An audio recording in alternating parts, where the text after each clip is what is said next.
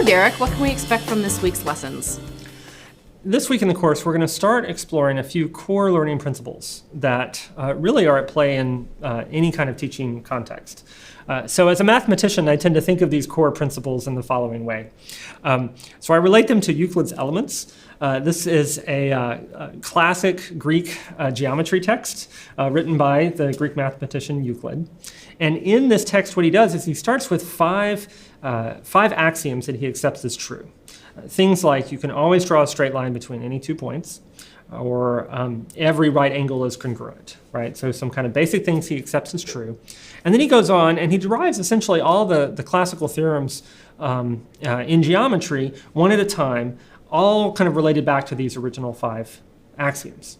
And so it's not a perfect analogy, but in a similar way, when I think about working with faculty or graduate students as they approach their own teaching, the context that they teach in matters a lot, right? What's the course? What are the goals? Who are the students? Who are they as a teacher? Even what does the physical classroom look like? But if we can apply those core learning principles and figure out how they apply in particular teaching contexts, then we can be more confident that we're teaching effectively. And so this week, we're going to start to dive into some of these core learning principles. I've got some assistants doing this. I'm taking the lead on this module, but I'm working with Michele DiPietro. He is the executive director of the Center for Excellence in Teaching and Learning at Kennesaw State University in Georgia. He's also the co-author of a book called How Learning Works, which is a really nice summary of a lot of results from educational psychology and how they apply to college and university teaching. So Michele and I will be kind of working through these core principles.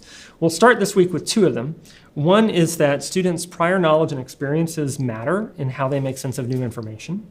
And the other is that how students organize their knowledge, how they draw connections between ideas, also matters, particularly in the development of problem-solving skills and other forms of expertise.